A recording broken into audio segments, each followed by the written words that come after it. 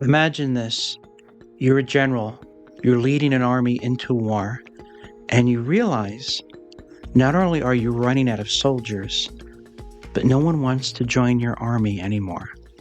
What would you do about that? Imagine you're running a business and you discover that not only does no one want to buy what you're selling, can't find anyone who's willing to sell what you're selling. That would be a problem, wouldn't it?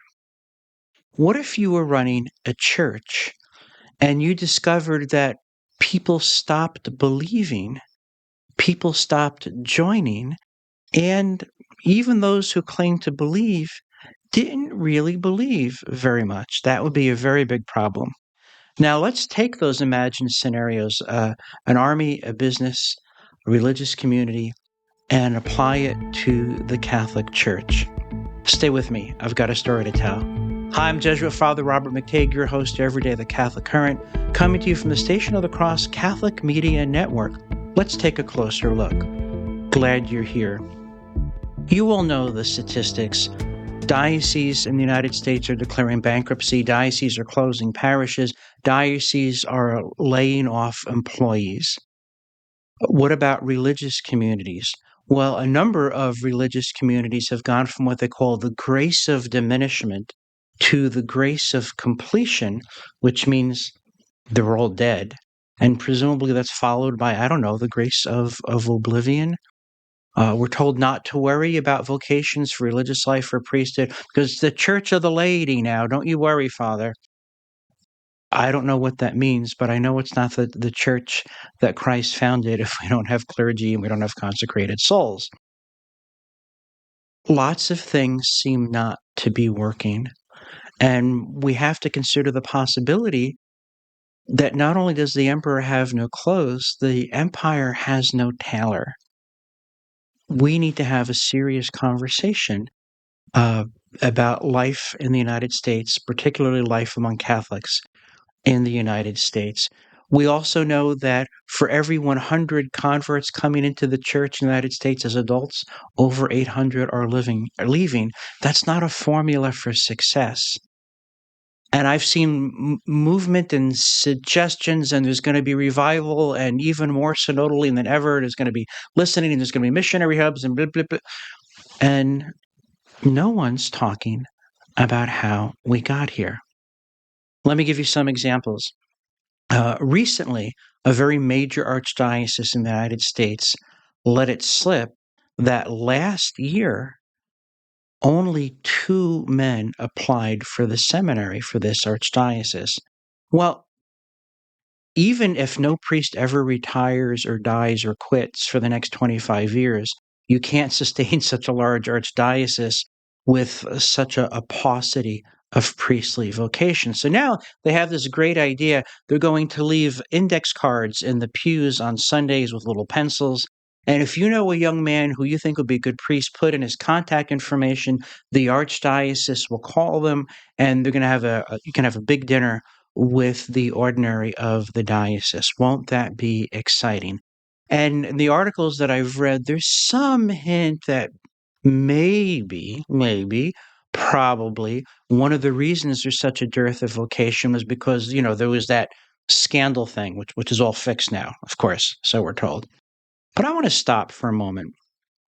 A guy coming into seminary today is 22, 23 years old, thereabouts. And he was born after the Dallas Charter. In other words, he has grown up in the world of safe environment training. He's known nothing but a world where the solutions to the scandal have already been applied. So why aren't we seeing the steady stream of vocations for men on the younger end of the spectrum? I don't hear a lot of conversation about that. I'm also conscious of the fact that parishes are closing around the United States. Some dioceses are having major downsizing of parishes. Uh, as I record this, I'm aware that the day before, a friend of mine let me know that her beautiful old parish that had been around for over 100 years closed yesterday. It was their final mass. This was the place where a beloved spiritual director of mine was baptized, where he had his first mass, where he celebrated a mass of thanksgiving for his golden jubilee. It was the parish that he was buried from, and it's closing. It's where my friend uh, was baptized also. This big, beautiful church is closing. What will happen to it? Maybe it'll just stay empty. Maybe it'll stay empty and then be vandalized by vagrants and drug addicts, as has happened in some major cities, especially in the Northeast.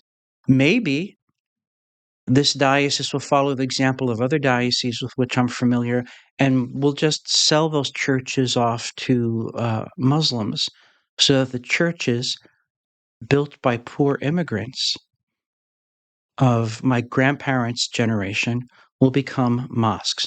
That's a possibility. And there's been some great ideas. We're going to unleash the gospel again. There's going to be revival. We're going to do this. We're going to do that. But here's what we're not going to do. We're not going to talk about how we get here. Now, if you're familiar with my work, you've heard of McTeige's axiom, which states most institutions would rather die than admit that anyone ever made a mistake.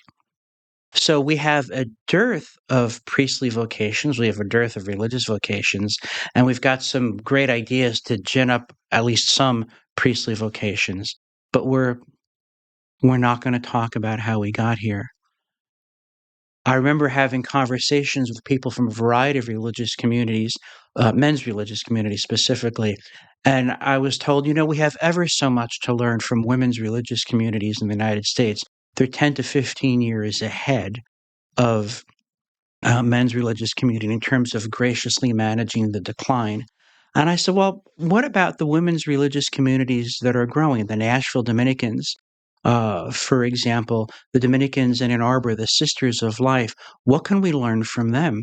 And they all gasped in horror and said, well, if we listened to them, we'd have to change our theology. And I said, yeah, but nope, next topic, can't talk about it, can't talk about it, can't talk about it. Let's talk a little bit more about the dearth of priesthood.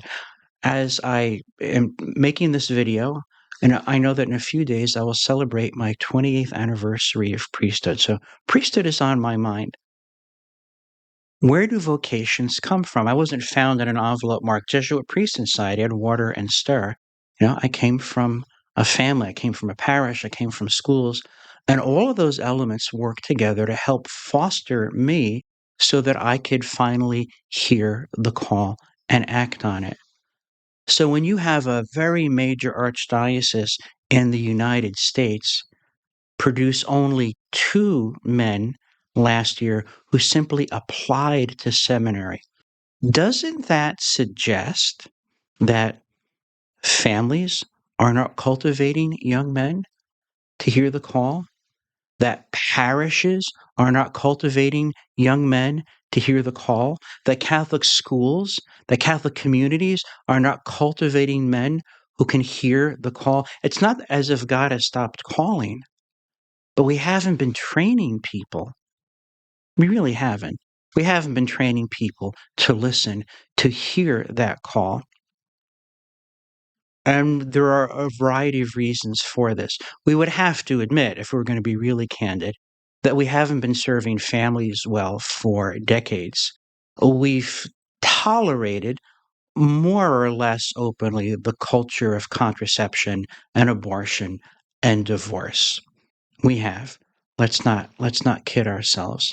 We've also tolerated economic structures and policies, tax strictures, etc., that work against young people forming small businesses and forming families. We have to admit that, or we're not going to go anywhere. We will also need to admit that we have so watered down worship at most of our parishes across the United States that the idea of being a soldier for Christ, being a warrior for Christ, being in union with Christ as the priest who lays down his life for his flock, it's just not there. We've so emphasized Happy Meal and celebrating us together and all of our usness. Yay.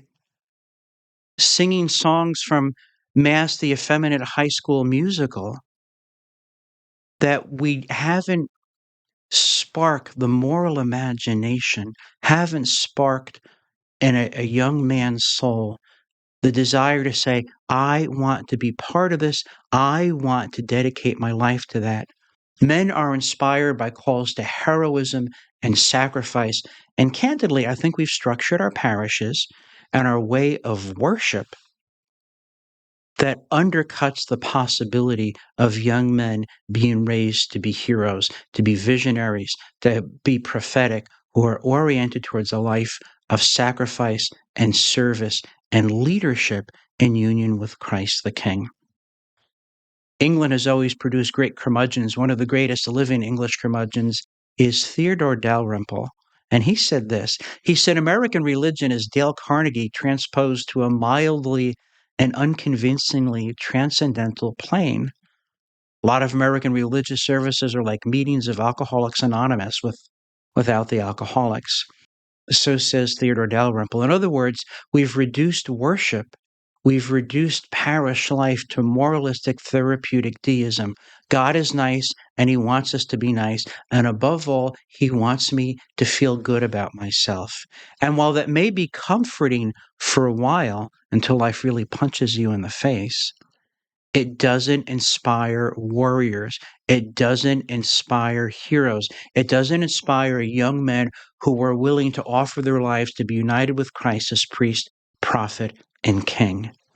And that's why we don't have priestly vocations. There are exceptions, of course, and you know what? The exceptions are exceptional.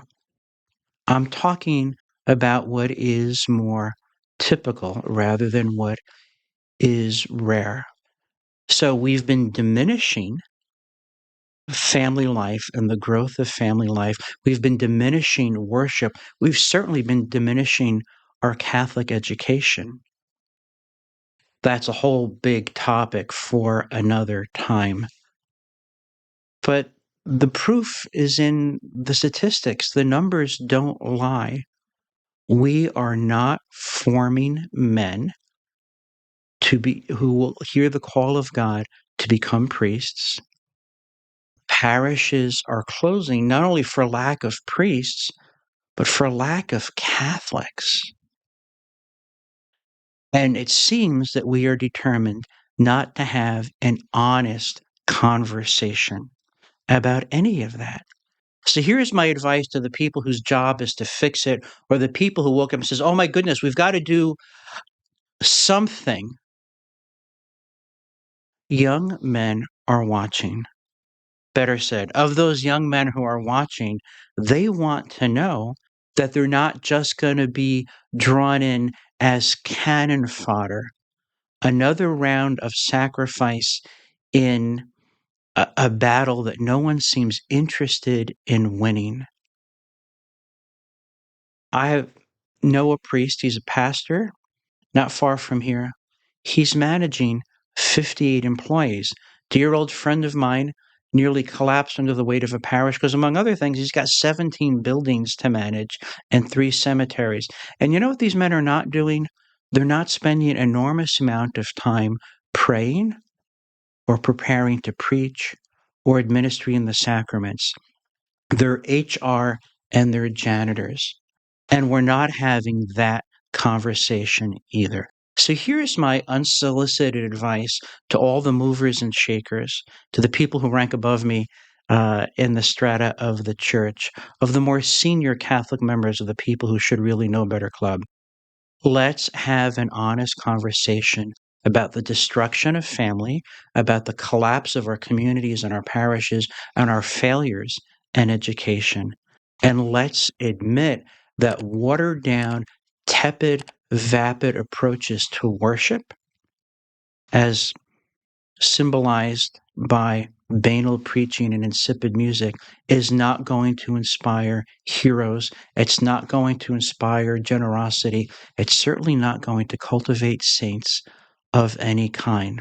So here's an invitation to you. I'd like you to join me on Friday at 5 p.m. Eastern, my podcast, The Catholic Current, where I'm going to be talking some more about how we're being lied to about vocations and about Mass. While there is still time, we have to get serious. We have to be honest. We have to admit mistakes were made, and we have to repent. We have to get serious about uniting ourselves to Christ crucified, risen, reigning, and returning. That is the only way forward. I think the time to pretend is over. Think on these things today, take them to prayer, and talk about them with those you love. Go in peace, and please do pray for me, for I am a sinner. Thanks for watching today. I release new videos on Mondays and Wednesdays. Check out the archives for more videos. You can listen to my podcast at stationofthecross.com, and you can find my written work at heraldofthegospel.org. See you next time.